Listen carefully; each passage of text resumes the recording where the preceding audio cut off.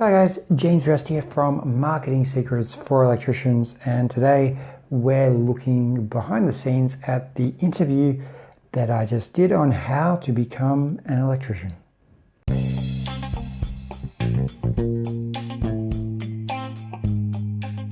So, here's what I hear a lot.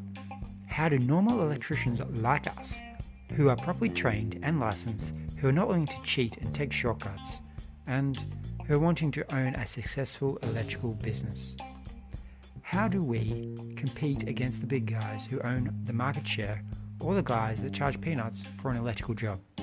On top of that, we want to employ the best electricians so we can get off the tools and have plenty of time for other areas of life. That's the question. Join me and follow along as we search for the answers. My name is James Rest, and welcome to Marketing Secrets for Electricians.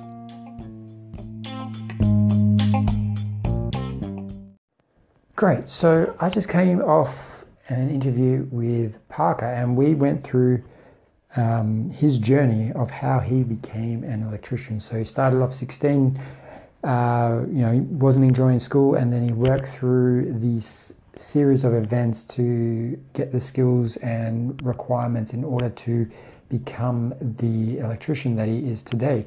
Now, this was a great story. However, what I want to touch on here is not the story. You can go to marketingsecretsforelectricians.com, opt in, and I've put the story there for you guys to see. If you want to see the interview, feel free to do that. But this is about the behind the scenes. So how do we come up with the title? Like, how to become an electrician? Why specifically did I pick that title? And that is because, for example, what I did was I found out what Parker, who's he trying to serve? And then from there, I was like, okay, so he's trying to serve people who don't know what they want to do, or he was trying to serve people wanting to become electricians, so they're there at that type of point. So I went and used this type of topic awareness and went to Uber Suggest. So you can go to Uber Suggest, you've typed that in Google, it's from Neil Patel, and type in your keywords there or description. So if I typed in electrician or how to become an electrician, what I discovered, and there's a bunch of keywords, like electrical apprenticeship near me has 3,000 people searching for that per month. But this one has like 11,000, I think it was, people searching for how to become an electrician. So this interview is basically us trying to target those keywords. And not only that, we know people are interested in this because there's that much traffic. That's just in America. Around the world, there's like heaps more, and you can actually search your area and see how many people are searching in your particular country. So once I had that information, it was a matter of, okay, cool, we've got the title, and that's kind of like the key word. So that's like your H1, your like major thing that Google's going to pick up when it ranks. Second, the kind of hook is the untold stories professional electricians never share until now. And this is like the subtext, which is kind of like curiosity based. Yeah, we're like untold stories professional electricians never share. Well, this is also a true statement. How many electricians share how they became an electrician? Would that help you stand out from your business? If you, on your about page, you had a video saying, hey, I was once not an electrician before, and I found it frustrating with electricians, or sharing your journey as to how you became that electrician and the frustrations you found about electricians, so you can connect with your customers on that same level.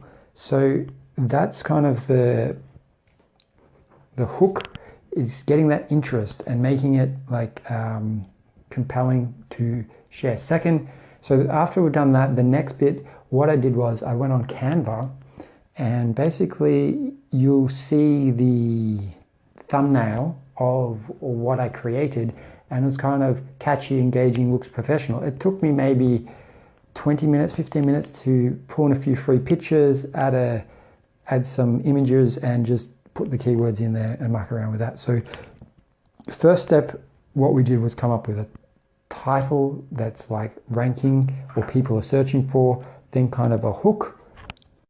Then we went to Canva and we made a catchy image or a compelling image. Now, I wanted to test this out, and so I put it on Facebook and I created an event on Facebook and then I spent like $5 to $7 targeting electricians. So you can actually target people who have the job title or the interest of electricians to see like what the purpose. I wanted to see how much would it cost me for someone to register to show up to my event.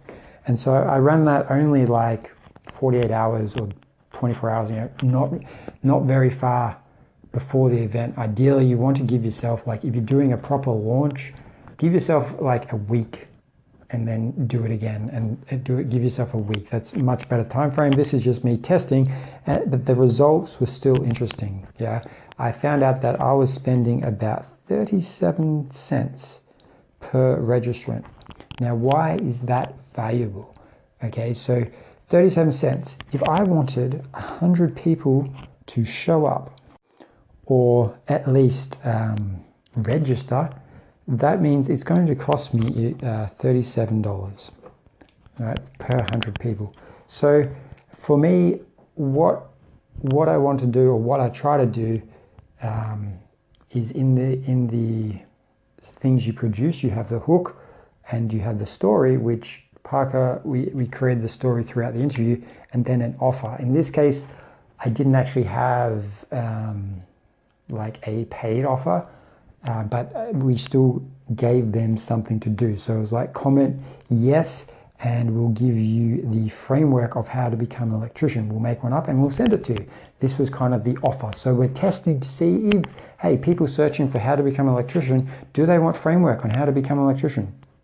Do they? Let's see. I haven't created it. This is just purely, we're waiting to see if we get feedback, and if we get enough people say, hey, yes, I want that, well, guess what? Then we'll actually make the thing. If people go, we don't get the response we're after, then we don't bother making it and we don't waste our time. Now, why is that important? Well, instead of giving a free thing, this was actually a free thing. You can also give a paid thing. So if I want 100 people to register for my event at 37 cents, that's not bad in price-wise. That's going to cost me $37 for people to show up. Now, if I did something right, the offer I would make a $37 offer. So you sign up, you listen to me, and then at the end I say, hey, if you're interested to find out more, you can get this thing, and I would create an offer. And I've talked about offers previously. Essentially what an offer is, a stack of things. So you would get this and this and this and this, not just one thing, but you get a package of things for $37. And why is that cool? Because that means those contacts, so I had 100 people register, say one person purchases my offer. Guess what that does? That means that all those 100 people that I've got in contact with are interested in my product or service, whatever it is, I get my money back. So now they become free. And if I get two, I've just made a profit. And guess what I can do with that profit money? If I want to, I can reinvest it in ads, and this starts a point where you start getting free traffic. If I put $1 in, or in this case, say I put $37 in, and I get 37 times 2 is 74, and I get $74 out. I'm putting $1 in, getting $2 out. I reinvest that. I'm getting compounding, and I'm getting all these free leads. So it turns into a point where Facebook is paying me money to get those leads.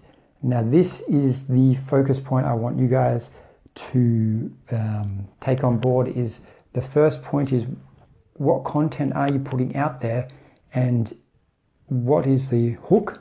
So what's engaging your customers? What's the story you're giving you? And then what's the offer? And if you do it correctly, putting this with paid ads, you can actually make money from it, and it becomes worth your while investing. And then you don't have a marketing budget. You can just basically pump the money in, and you'll have as many leads as you want, essentially, for that niche.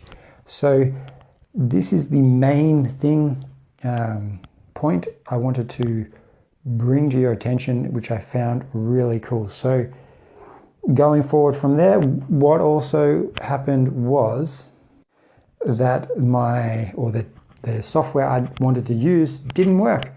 Parker showed up and it was black and white. It's like out of a horror film. So this was not what I was after. We couldn't do that. And then he couldn't get sound. So we had to quickly switch and be adaptable to find another platform, like another way to do the thing. And I wanted to record it, I wanted to go live, and I wanted to control the event. So I quickly had a backup software and we went and did this. So that's the second point. Have kind of a backup in case things don't go to plan, which a lot of the cases, especially if you're running your own electrical business, you'll find things won't always go to plan. And then the other thing I'd like to point out is that now we have made this video. So I think we went for about 40 minutes, and that's why I'm not really going to put it on as a podcast, just because it's too long. I want to keep these podcasts, 10 to 20 minutes long. That's kind of the length I want to go for. But however, we've put it on as about 40 minutes. Now, what can you do with that video? You can rerun through that video and you can take out points and repurpose them elsewhere. And what do I mean by that? So say there's a minute where we're talking about,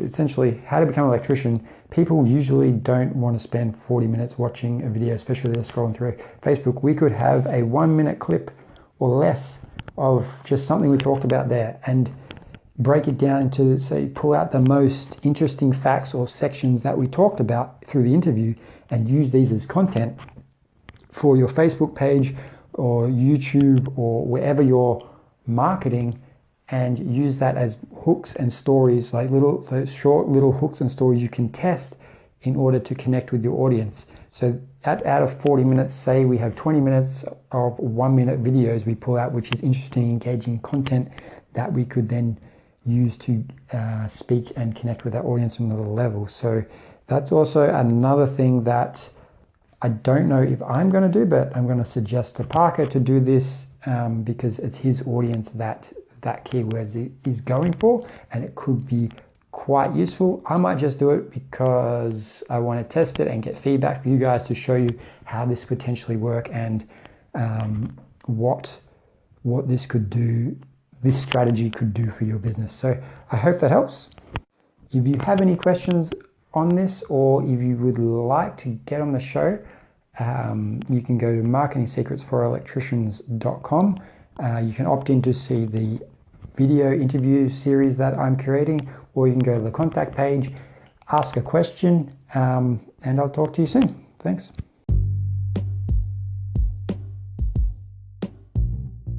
Have you ever wondered how that electrical contractor came to be so popular, have so many customers, and what they did to get there? And let's face it, a bit jealous that your business isn't quite there yet. Well, I'm doing a interview video series where we're interviewing these electrical contractors, getting the gems of knowledge, what they've learned over the course of time that they've run their business to get it to that point. We're not only going to cover how they got there, but what pitfalls they ran into along the way, so you don't have to go through them yourself, and you can go straight to ideally having that success or implementing things straight away that lead to your business growing a lot faster than it otherwise would have. So if you're interested in getting and listening to this video series course, you can go to marketingsecretsforelectrician.com, and I'll see you there.